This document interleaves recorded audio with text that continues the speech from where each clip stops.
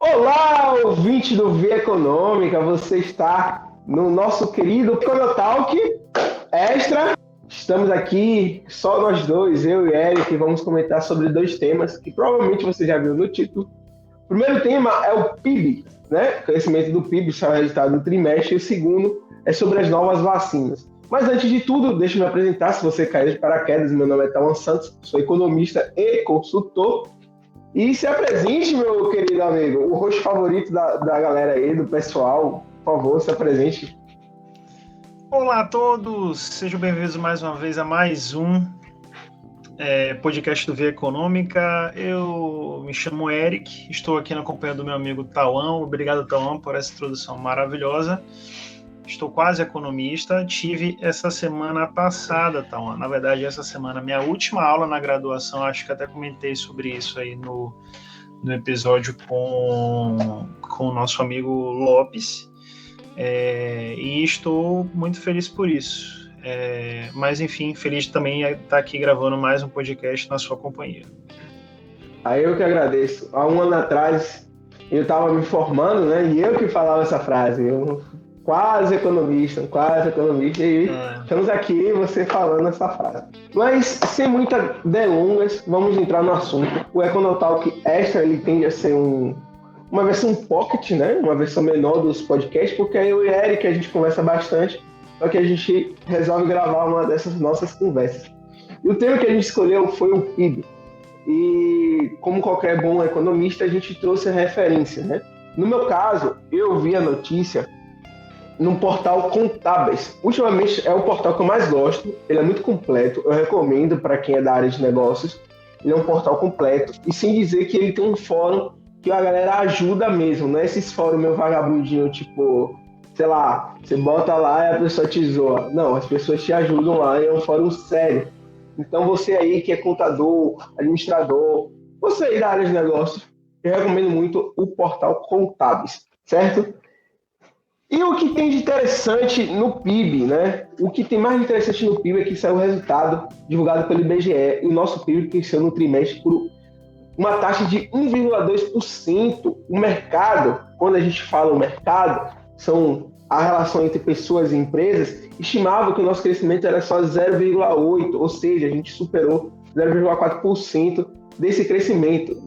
Você sabe como isso é positivo para a economia? Eu pergunto para você, querido ouvinte. É muito bom. É sinal que nossa economia está se recuperando aos poucos, está galgando, e estamos aos pouquinhos superando essa crise, né? Essa crise gerada pela crise sanitária do coronavírus. Sempre interessante, né? Avaliar, assim, essas variáveis avaliar essas variáveis. As variáveis é bom, né? São parecidas, mas não deixa de ser cacofônico, né? Enfim, avaliar esse tipo de número é sempre interessante porque a gente consegue ter uma visão geral sobre as coisas, né?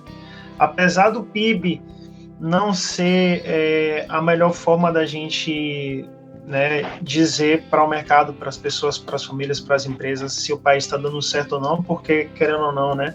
Quando a gente para pensar o que é o país são as pessoas. É muito mais interessante você avaliar no ponto de vista particular das pessoas em si, da melhora de vida geral dessa população, do que necessariamente do valor que essa economia cresce, né?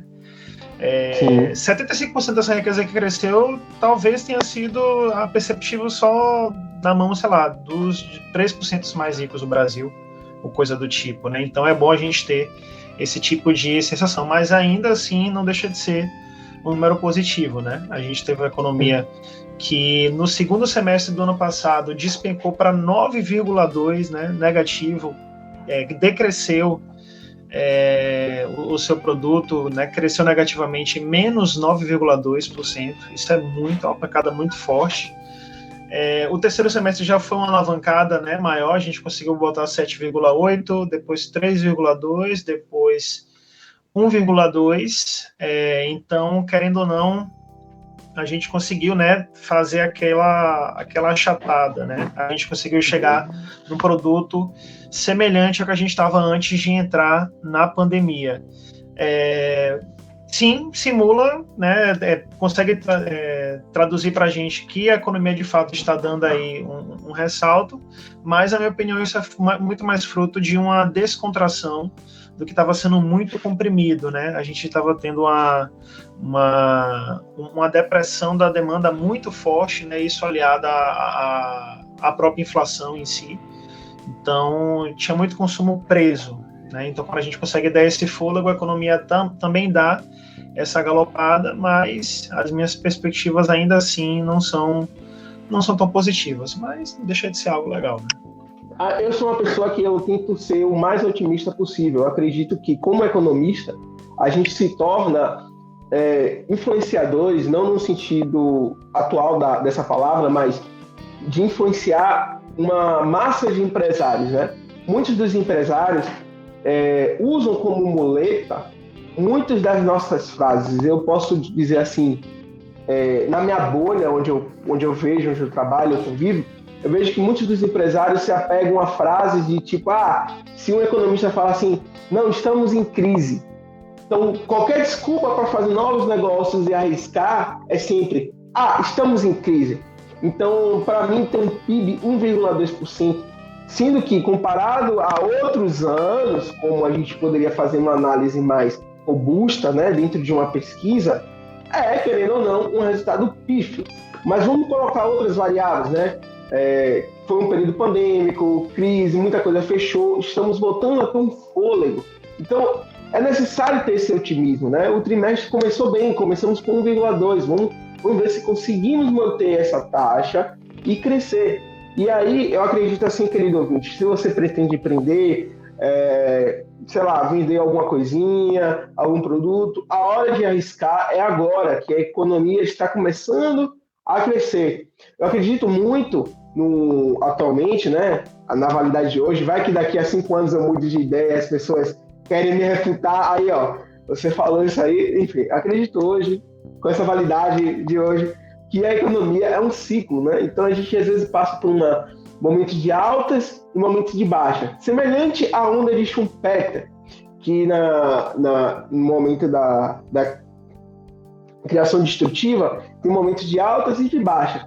Semelhante a isso, eu acredito que a economia tem momentos de altas e baixas. Estamos começando a ter um momento de alta.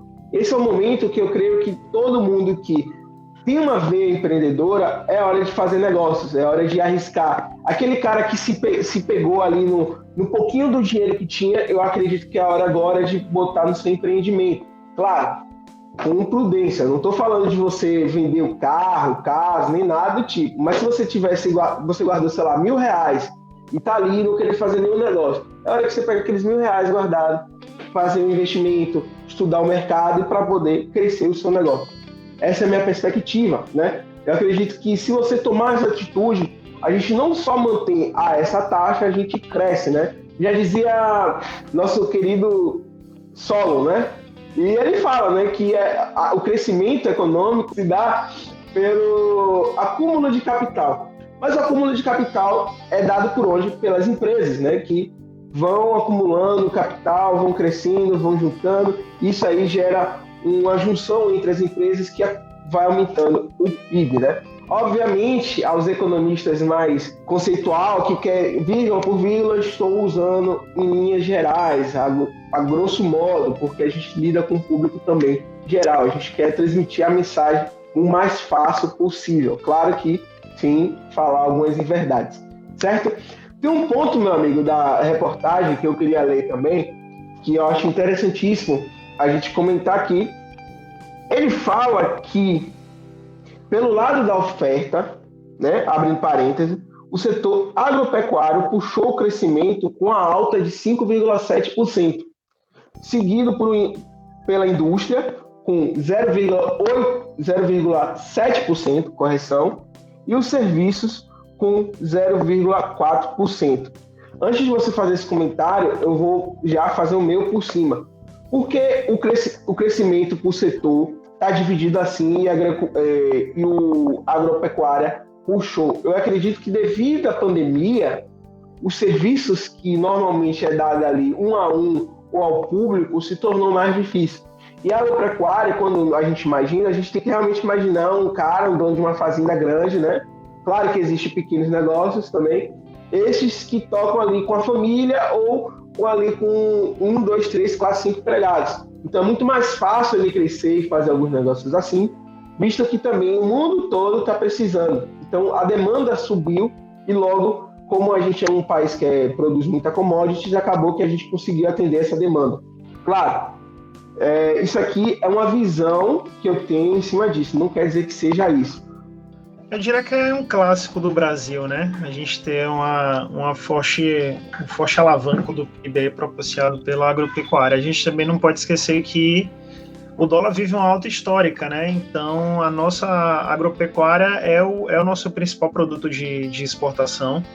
E, obviamente, quando a gente tem um índice de importação muito grande, a entrada de divisas no país é muito positiva também, né? Então, querendo ou não, a nossa balança comercial ela é muito bem afetada nesse caso, né? No ponto de vista positivo até. Mas ainda assim, os outros números, né, só indicam a situação difícil que a gente tem, né? Porque é um ganho de riqueza que está concentrado na mão de algumas famílias. Isso não é nada comunista, nem socialista, nada, é um fato, né? A gente sabe que poucas famílias estão aí encabeçando esse tipo de negócio, o que de fato interessa para a vida das cidades, né, das pessoas, dos seres humanos comuns, né, como eu, Tauan e você ouvinte, é justamente a parte de serviços, do consumo das famílias, o próprio índice de investimentos em si, todos esses números estão retraídos. Sim. Então,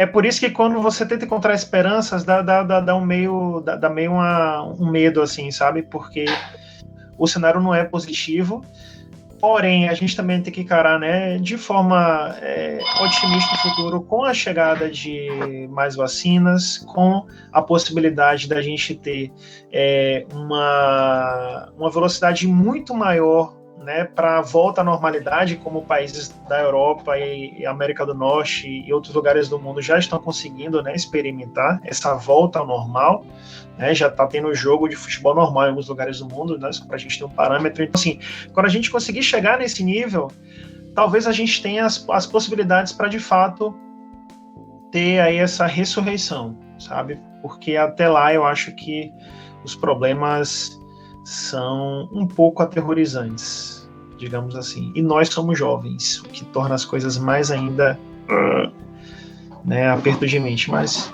vamos nessa. Minha visão ainda continua sendo de otimismo, meu amigo. Eu acredito que... eu gosto muito dessa dinâmica, né? A gente vive em universos diferentes, a gente tem um laço de amizade que acredito que cada um contrapondo as ideias é o mais importante. E quem sai ganhando são os ouvintes, né?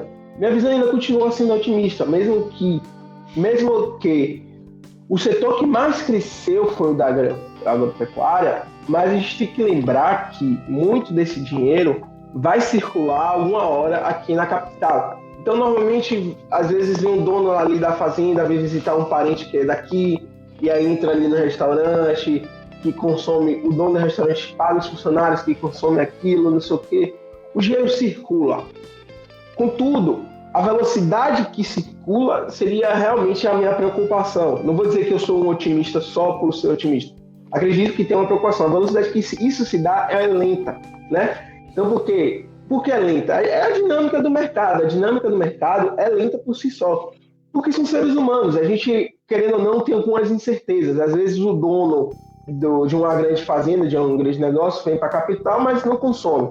Só visita ali o tio, tia, o parente, a irmã, acabou. O dinheiro ficou lá no interior. E aí? Você entendeu? Aí numa outra viagem ele vem e faz as compras.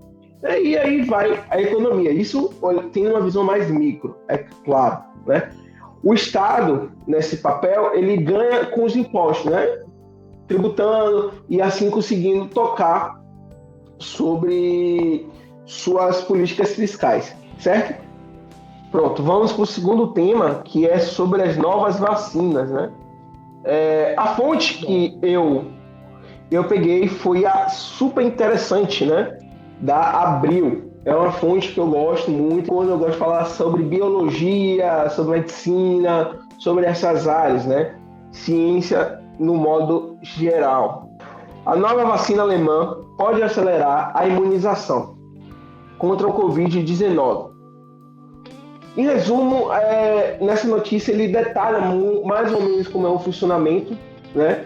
Ele fala que na história da humanidade a gente não viveu um período que as vacinas tinham uma velocidade de imunização tão rápida como a gente está vivendo agora. E a vantagem da Coronavac em comparação à Pfizer e à Moderna é que ela dá imunidade muito mais rápido e precisa de menos dose, e a forma de sua conservação, né? E normalmente as vacinas exigem uma baixa temperatura. Essa Coronavac não precisa de estar em baixa temperatura tão alta comparada às outras, né? E o que isso quer dizer, né? Isso diz muito, revela muito pra gente um outro otimismo pelo meu lado, né? Fazendo comentário já. Acredito que com essa nova vacina, e se o governo fizer o básico, tudo bem, gente, eu sei que o governo consegue fazer o básico, mas em um cenário que o governo faça o básico, que é o quê? Comprar as vacinas e trazer e distribuir, isso é o básico. Isso não é algo de bater palmas nem nada. Isso é o básico que você se espera de um governo. Isso é o básico. Seguindo, ele trazendo essas novas vacinas acelera a imunização e, consequência, acelera o crescimento, né? Porque muitas das pessoas se sentem mais seguras para poder sair, consumir fora, e isso vai aquecendo ali o seu Joãozinho da padaria, o seu Zé, dono do restaurante, entendeu? Vamos fingir aqui, né, Eric, que as pessoas não estão burlando a quarentena. Vamos fingir. É o primeiro ponto. Então, depois dessa vacina, aí começa a aquecer. Então, assim, é um bom otimismo. Além disso, eu e o Eric podemos ser vacinados num horizonte mais próximo do que a gente imagina, né? Eu só imaginei que ia ser vacinado aí em 2022 aí. Mas com essa notícia, eu já me vacinei. O Eric vacinou graças ao critério. Ele até me explicou. Se você quiser explicar, Eric, você pode até explicar. Em suma, eu trabalho numa empresa de limpeza urbana, simplesmente. E aí ele teve esse benefício. Mas em suma, eu acredito que até o final do ano eu me vacino. Eu estou muito feliz com essa nova notícia, né? E acredito que isso só ajuda ainda mais as pessoas a investirem e isso, por consequência, crescer o nosso PIB, né? Não, mas é isso. Além dessa notícia da vacina alemã, eu acho bacana também a gente lembrar para os ouvintes a notícia que a gente teve ontem, se eu não me engano, ontem de noite, ou anteontem, não lembro exatamente. Hoje é dia 5 de junho, ouvintes. Vocês se localizem. Enfim, a gente teve aí a notícia da liberação da Anvisa para importação das duas vacinas, né, que é a Covaxin e a Sputnik V.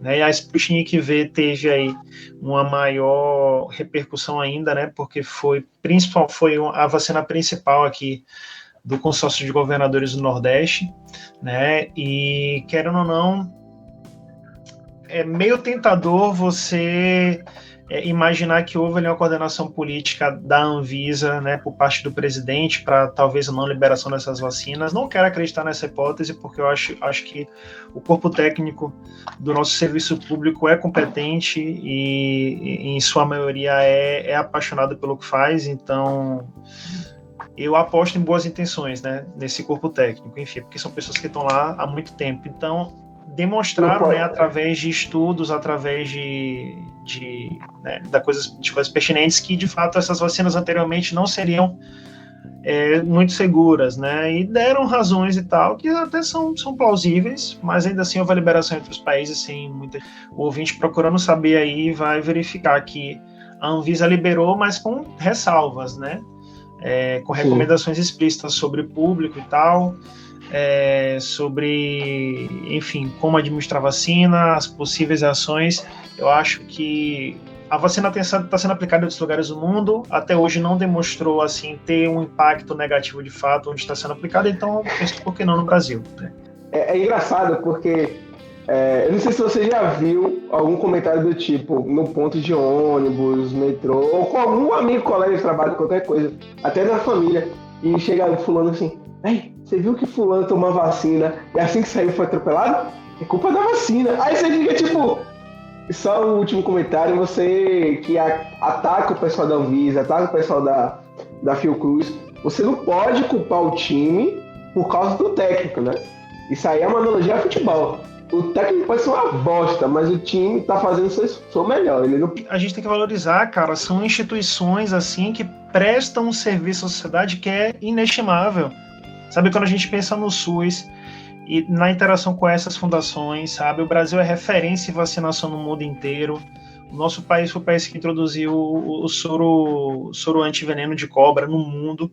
Então, assim, a gente conseguiu lidar com as nossas próprias pandemias através de medidas próprias, sabe? Então, a gente tem uma tradição sanitarista e essas instituições, esses entes do governo precisam ser valorizados, né? É preciso ouvir e respeitar. Mas, na atual situação, eles abriram essa brecha, né, para essas vacinas. E é aquela coisa, é um soco na boca de Bolsonaro, né, porque deu aí aquele gostinho aos governadores de falarem, ó, agora a vacinação é comigo nessa porra. A gente espera que seja assim. Né? Tem chances de ser assim, 100%? Tem chances, mas eu acho que vai ser algo equilibrado, porque, querendo ou não, o governo federal tem provido essas doses. Né? De uma forma ou outra, sendo ruim ou não a distribuição, sendo pouco ou muita vacina, essas doses estão chegando aos poucos aos lugares do Brasil. Isso é fato. Então, o que eu espero é que seja um empurrãozinho a mais que a gente precisa para conseguir, de fato, dar essa, como eu falei, né, na fala anterior sobre o PIB, essa desafundada, assim, a sensação é que a gente está assim, se afogando e é preciso levantar um pouco para pegar um ar. Aí você pega o ar e consegue nadar e sair ali, né, desse naufrágio. Mas, enfim, otimismo. Não, eu sou muito da linha assim, cara, vamos ver a notícia, vamos dar uma lida, vamos pensar positivo. Eu falo, a gente, não só eu, né? Eu penso assim, quando eu tento ver uma notícia econômica, eu tento pensar no lado positivo. Porque o mundo, as pessoas estão tão carregadas, né? No sentido de pessimismo, acha que tudo vai acabar. Eu penso, pô, vamos pensar pelo menos no lado positivo. Há situações como algumas atitudes do nosso governante do nosso chefe de Estado, que não tem como pensar positivo, mas o que der é lucro, né? O que a gente estiver pensando positivo é lucro. Vamos para o nosso quadro, que nosso amigo Eric instaurou, que é a indicação de livro. Esse quadro não é só livros, né? A gente botou essa indicação de livros, mas indicação de artigo, livro, filme, série. É um momento assim mais relaxado, né? Porque, querendo ou não, a economia, nos seus conceitos gerais, é o estudo da escassez. Mas eu tenho uma visão de que, é minha opinião, minha visão, que a economia vai além disso, né? Vai além de o estudo da alocação dos recursos escassos, eu acredito que ela vai na interação dos seres humanos. Então, é sempre bom a gente ver algum filme que mostra alguma interação ou algo do gênero, sempre que vai ter uma pitada de economia, né? Não é à toa que existe a economia da felicidade, né? Que nossa querida companheira de podcast, a Camille, e a turma dela, que apresentou com elas, defendem muito sobre isso. E, meu amigo, vou aproveitar o ensejo que eu já estou falando, né? Eu vou indicar alguns livros aqui. Vou indicar, primeiramente, um livro técnico. Esse livro aqui, que nunca sai da minha mesa de trabalho, Mercado Financeiro. Não sei se eu já indiquei alguma vez, né? Mercado Financeiro está focado aspectos históricos e conceituais. Gente, esse livro não é um livro de você sentar e ler igual um livro normal. É um livro muito de consulta. Eu gosto muito. Eu fiz a experiência de sentar e ler normal e tal, mas é um livro muito, muito gostoso, no sentido assim que ele pega o apanhado desde a década de 30. Você sabe como é que se deu o mercado financeiro desde a década de 30, com as principais formações. É bom. É um livro assim que você que está fazendo seu TCC, seu artigo. É um livro muito bom e também tem os conceitos gerais atualmente, né? Minha segunda indicação é o livro de Schumpeter, que eu não tenho na versão física, só na versão digital. Então, a teoria do desenvolvimento econômico não é muito difícil. Você bota aí no Google a teoria do desenvolvimento econômico, Schumpeter, PDF, você acha o livro. O livro é gratuito. Não é pirataria que eu estou indicando, o livro é gratuito. Qual é a vantagem desse livro? É sobre o tema que a gente falou aqui, sobre o ciclo da construção destrutiva. O termo é mais ou menos esse, se não me falte a memória.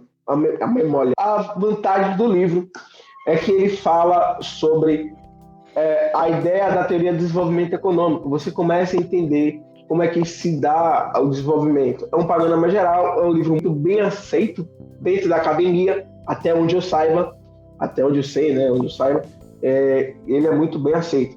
Qual é a desvantagem desse livro? Ele tem muito termo técnico. Então, pessoal, você vai estar ali sempre lendo com o Google na mão para dar uma pesquisada sobre um termo ou outro. Mas vale a pena. E por fim, meu amigo, antes que eu termine as indicações, vou indicar uma série. Essa série foi que eu terminei de assistir, levei meses, literalmente meses, porque são 5 temporadas. Cada temporada são 13 episódios de 60 minutos, que é A Família Soprano. Lá vem, né? Qual é a premissa da história, né? É um mafioso, chefe da família de Nova Jersey. Ele lida ali com alguns problemas psicológicos. É um mafioso que é depressivo e tem síndrome do pânico. É maravilhoso. Você olha assim, parece que não encaixa, mas casa muito bem. Não é que eu quero que vocês se tornem mafiosos, que façam jogos ilegais e algo do gênero. Eu quero que vocês percebam como é a cabeça de um mafioso, no sentido dos problemas que ele tem. É uma série muito mais voltada para o lado social, né? E a gente acha que depressão, esses transtornos estão muito distantes da gente, mas muito pelo contrário. Está em todo lugar, literalmente em todo lugar, e a gente tem que aprender a lidar, ter tato, ter cuidado, porque isso pode ofender, né? Na série, se você ofendia um mafioso, você morria, né? Diferente. Aí na vida real é totalmente diferente. Aqui a gente ofende miliciano nessa porra. Miliciano. E é isso. Termina minhas indicações, eu deixo o meu amigo Eric agora fazer as indicações. Pode seguir. Antes de falar do livro, eu vou falar sobre o seu Brandão. O seu Brandão fica na rua à esquerda. Você de frente para o Fazano ali na Castro Alves, fica à esquerda, a rua à esquerda. E aí fica num centro assim, empresarial assim, de um prédio, aí tem uma salinha embaixo, assim, no nível da rua. Você desce aí, tem lá a placa, seu Brandão. Velho, eu ainda não, tipo, fui lá pensando, velho, eu quero comprar esse livro. Eu ainda não tive a experiência de não achar esse livro lá. É impressionante, o acervo é muito grande. Esse livro aqui tá em perfeito estado, ó. Tá novo, o livro tá novo, é de 2002, então isso, né, demonstra o cuidado que a equipe tem, enfim. Baratíssimo esse livro aqui. A Ditadura Envergonhada, de Hélio Gaspari. Esse livro, obviamente, ele fala sobre a ditadura, né? E eu tava com muita vontade de ler esse livro, na verdade, essa série, né? Que é As Ilusões Armadas. É uma série, né? E esse aqui é o primeiro livro, A Ditadura Envergonhada. Eu tava com muita vontade de ler porque a gente teve recentemente no Brasil um levante muito forte desse medo, né? Das Forças Armadas. Quando a gente para pensar sobre a história do Brasil, de fato as Forças Armadas estiveram presentes assim do começo ao fim, do que se entende como Brasil, né? A gente era capitania hereditária, né? Capitania, capitão, então nossa estrutura é militarizada já desde quando a gente nasceu. E os militares sempre estiveram presentes, né, no jogo político, estiveram presentes nas revoltas contra Portugal, no estabelecimento do Império Brasileiro, na proclamação da República. Os militares sempre estiveram lá. A República Brasileira foi inaugurada através de um golpe militar. Então, assim, não adianta só você saber que os militares torturavam, que os militares faziam merda, que os militares eram escrotos no país. Isso não adianta. Se você quer, de fato, penetrar esse nível de superficialidade que né, você precisa entender também um lado oposto nessa história. É preciso entender as motivações dos militares, o que os militares queriam, qual é a filosofia deles. Isso não significa endossar o comportamento, muito pelo contrário, o nome disso é história. A gente está estudando os fatos, né? Então, o Hélio Gaspari, ele sai desse lugar muito cômodo de só criticar, de só apontar a coisa ruim, para entender motivações, né, para saber qual foi o contexto por trás dos fatos, né, o que motivou cada pessoa. O relato dele se baseia muito nos testemunhos de Ernesto Geisel e o seu auxiliar, o Golbery, não sei exatamente como pronuncia, mas enfim. O relato do Hélio se baseia na vida desses dois caras, mas a série ela pega a ditadura inteira. Na verdade, não. A série acaba antes do governo Figueiredo, que foi o último presidente da ditadura. Enfim, o Hélio traz essa visão do ponto de vista de Brasília, né? A gente está acostumado a ver filmes sobre a ditadura, a ler livros de pessoas que foram torturadas, que sofreram, que lutaram contra a ditadura, mas é preciso entender o que se passa por trás da ditadura para que a gente consiga se antecipar dela também. Porque a própria natureza do governo militar era de se esconder, era de ocultar, era de ser de fato uma fortaleza, de ser um quartel, né? A possibilidade de auditamento, digamos assim, da sociedade sobre o governo era mínima, né? A gente não tinha como entrar lá e saber, o que é que vocês estão fazendo aí? Né? Então, a gente estava muito carente de um relato assim de dentro dos quartéis, de dentro dos prédios de Brasília, e o Hélio Gaspari faz isso. E ele faz algo além disso, na verdade, ele sai dos quartéis e vai até para Washington, né? E só para você ter ideia, ouvinte, do tipo de abordagem que ele dá, o livro é cheio de momentos como esse aqui. O Hélio conseguiu uma fita de gravação de uma reunião de Kennedy lá no Salão Oval em Washington, com o embaixador do Brasil na época. E aí existe uma conversa gravada, né? O Hélio teve acesso a essas fitas, uma conversa gravada entre Kennedy e o embaixador do Brasil sobre o Brasil nessa época aqui das franjas do golpe de 64. Né? O embaixador diz assim, uma dessas conversas: creio que uma de nossas tarefas mais importantes consiste em fortalecer a espinha militar. Observe desde lá, né? A espinha militar. É preciso deixar claro, porém, com discrição, que não somos necessariamente hostis a qualquer tipo de ação militar, contanto que fique claro o motivo. Aí Kennedy responde: contra a esquerda. Ele devolve: ele está entregando o país aos... Kennedy completa: comunistas. Completou o presidente. Aí ele responde: exatamente, há vários indícios de que Goulart, contra a sua vontade, tarde ou não... E aí fica inaudível a gravação, mas enfim, é muito bacana você ler esse tipo de relato histórico assim. Leiam As Ilusões Amadas, de Hélio Gaspari. Tô no começo ainda, imagine, mas eu já tô apaixonado pelo livro. Bom, ouvinte, você ficou aí com 4 indicações, ou seja, você tem muitas escolhas, não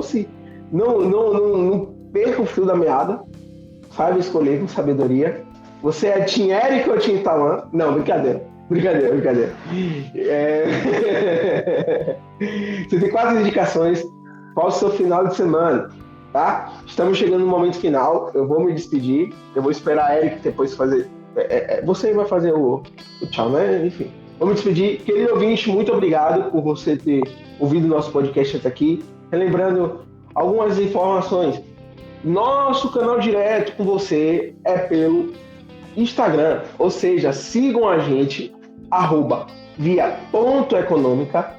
Lá no Instagram, além de você mandar sugestões de convidados, contatos de convidados, perguntas que vocês querem, sei lá, eu tô com dúvida em alguma coisa. Mas, por favor, gente, bom senso, não é você que tá fazendo uma prova, aí você manda assim, a curva de Phillips quando faz isso e aquilo. Aí você até pode responder, mas assim, não é legal, né? Enfim. Além disso, evite. Falo perguntas assim, tipo, sobre o programa, alguma pergunta que surgiu sobre economia e tal. Enfim, a gente vai saber quando é pergunta de prova. Então, nem mande. E avisamos quando saímos o programa, né? Mas, aproveitando a oportunidade, todas quarta-feira sai um episódio novo Então você pode conferir lá antes das 18 horas da quarta-feira. Você pode ver que já vai ter um episódio novo no nosso canal do YouTube e em outras plataformas. Quais são as plataformas?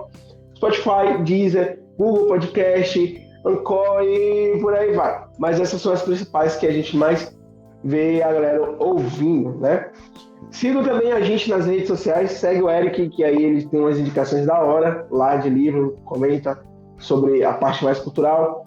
Caso queira me seguir, você que tem uma veia mais empreendedora de negócio, pode me seguir lá, eu faço algumas reflexões, comento sobre alguns conceitos, eu tento destrinchar o conceito técnico e torno ele mais palatável, né, para o dia a dia, com alguma historinha por trás.